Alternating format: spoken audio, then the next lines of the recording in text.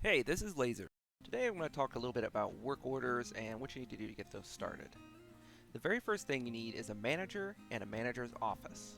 So, when we go to the Nobles menu, you can press N for a shortcut. Scroll down here to Manager. You can set anyone you want here. Organizers are a little bit better, they get things done a little bit faster, but it's really not that much of a difference. I wouldn't worry about it unless you have a huge 200 plus fort. Um, so once you set your manager, the next thing you need to do is to build him a little office.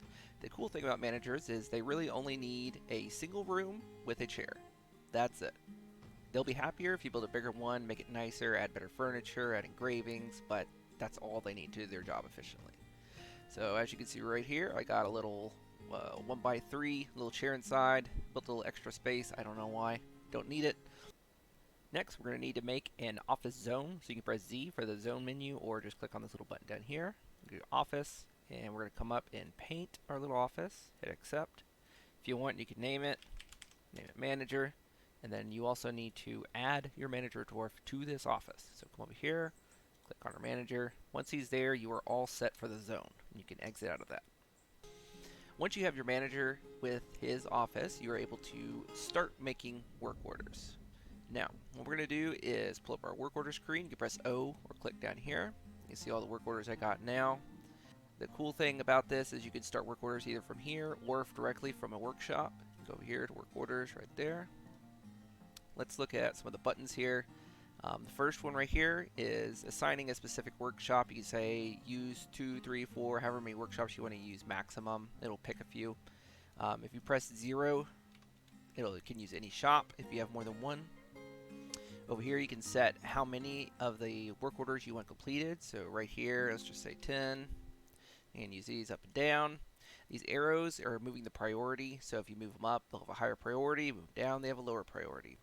Right here you can add conditions for the work orders, and we will look at that in just a moment. Right here at the magnifying glass, you can set specifics for these work orders. In case of rock blocks here, you can change what kind of rock you want. You can change type of wood for a barrel.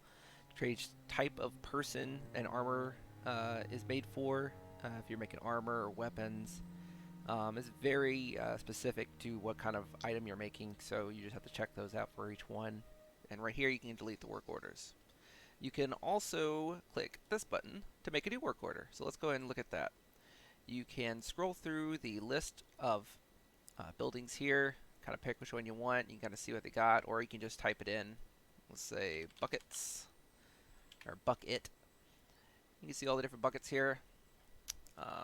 You can also go to the workshop you want it done at. If you do it from here, it will be specific to this workshop unless you change it. Let's go ahead and just do a work order here for some iron buckets. Click that. We're going to type in iron bucket.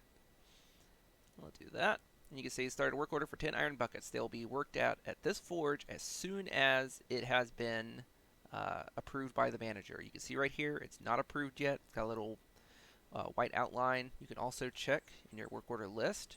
You can see right here it's a little white outline. Once it's got a green and a green check mark, that means the manager has looked at the work order and approved it. Usually only takes a few minutes, assuming your manager doesn't have a lot of other tasks to complete. If he does, you may want to reduce his workload so that he'll approve your work orders faster. Let's look at this work order. We also want to assign some conditions for this so that it doesn't just do it once and done. If you just do it like that, it'll do a one-time order, it'll do the 10 buckets, and then it'll delete the work order. If you want to continuously make buckets when you need them, though, you need to change some of the conditions.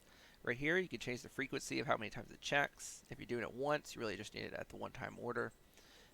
We want to add a condition here. Once you change it to add a condition, it usually changes to check daily. You can change it if you want to check monthly, or check seasonally, or check yearly, or back to daily. Right here, you can adjust the number over here for your condition up and down. This will change the inequality, like at most, greater than, less than, so on and so forth. And then over here, we have type, which is the type of item. So in this case, it's buckets. The next is material, the type of material used for item, so iron buckets. And then over here, we want to check for empty iron buckets. So here, buckets, and then material, iron, and empty iron buckets. Scroll back down here, open this back up, and see amount of empty iron buckets available is, we want to change that to, we'll do less than. And we'll do less than 10 iron buckets. So anytime we have less than 10 empty iron buckets in our stockpiles, this will run the work order, and it will do it 10 times before it checks again. A good thing to note is if you do it one at a time, you won't have as many spam messages saying not enough materials or not able to do it, not able to reach it, not enough stuff. But in that case, you also get a spam every time it completes, so it's kind of trading off what kind of spam you like. Down here, you also see suggested conditions. These are usually very efficient for what you need to do. As you can see right here, empty iron buckets already got what we wanted. It's also got different conditions you can use, like materials, having a certain amount before you do it, having less than, more than. So always check these out before you make your own. But if you do need to make your own, now you know how to do it. Once we do that, we check, make sure it's complete, done, and now we will wait for our manager to come over to his little office, and he will sign our work order. We'll give it just a few minutes and be right back. Alright, now you can see that we got our manager in his office. He's approving the work orders. It usually just takes a couple seconds. The more work orders you have, obviously it'll take a little bit longer, but once you get your work orders done, he generally approves them as you do them. It doesn't usually take more than a few minutes at a time. And now you can see that our work orders are approved. The process doesn't take very long, but sometimes it can take a little while if you have them doing a lot of other jobs. If you really want to be efficient, just have your manager only work his manager job. Don't have him assigned to any other tasks. Obviously, he can go out and do other things when he's not working as manager, but if you have him assigned to specific tasks, it might take it a little longer for him to get there. And that's about it. Hopefully this tutorial helped you out and get you started on some awesome work orders of your own. It really helps alleviate a lot of the micromanaging in your fort and makes things a lot easier because you don't have to keep track of, do I have enough beds, do I have enough food, do I have enough X. Hopefully this is really helpful and y'all have a good one.